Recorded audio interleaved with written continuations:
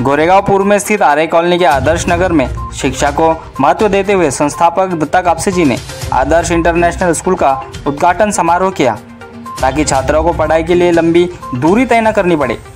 इस उद्घाटन समारोह में भाजपा के उत्तर पश्चिम जिला अध्यक्ष श्री ज्ञानमूर्ति शर्मा जी, पूर्व उत्तर पश्चिम जिला अध्यक्ष श्री संतोष मेडेकर जी, साथ आर्य पुलिस स्टेशन के वरिष्ठ पुलिस अधिकारी एवं पदाधिकारी मौजूद थे। इस दौरान मौजूद पदाधिकारी और संस्थापक दत्ता कापसे जी ने क्या कुछ कहा, आइए नजर डालते हैं मुंबई न्यूज की इस खास रिपोर्ट पर। हर पल की खबर मुंबई न्यूज पर।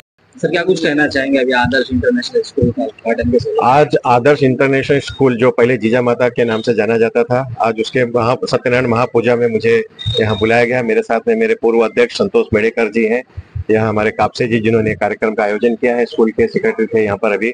तो मैं तो सभी को शुभेच्छा देना चाहूंगा। देखिए, एक एजुकेशन शिक्षा जो होता है यही समाज को ऊपर लाता है।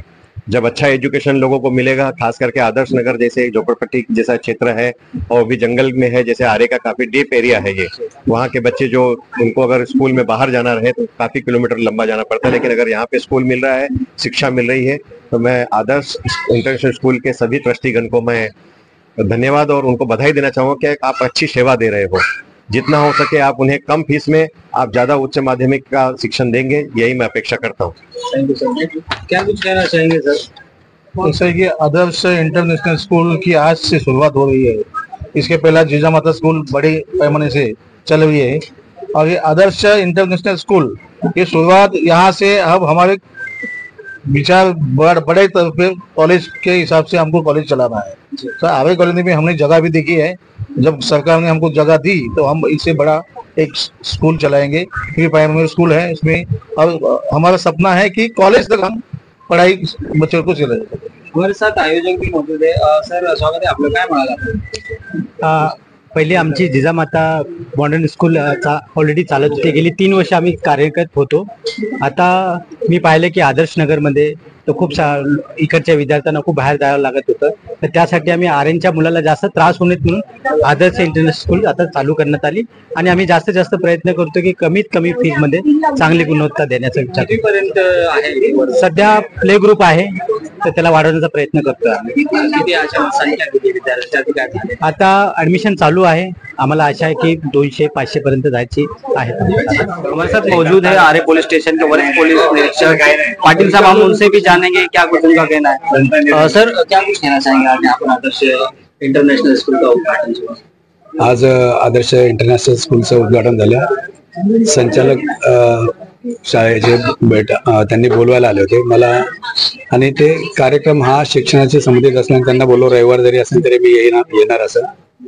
स्थानिक जे लोक आहेत इथले, यांना इंग्रजी भाषेच्या शाळा या मुलांना स्टेशनला किंवा इतर एरियात लांब पडत असल्याने लहान मुलं मग ते कुठेतरी मराठी शाळेमध्ये प्रिफर करतात, तर त्यामुळे इंग्रजी भाषेची आजच्या तारखेला काळाची गरज आहे। तरी स्थानिकांना सुद्धा खूप चांगलं झालं की त्यांना जवळच्या जवळ चांगली शाळा मिळेल। फक्त इथल्या मुलांना जवळच्या कुठल्या शाळेत त्यांचं आता चर्चा झाली की त्यांनी सेंट थॉमसची टाईप केलेला आहे, तरी इथल्या लोकांनाही त्याचा फायदा होईल।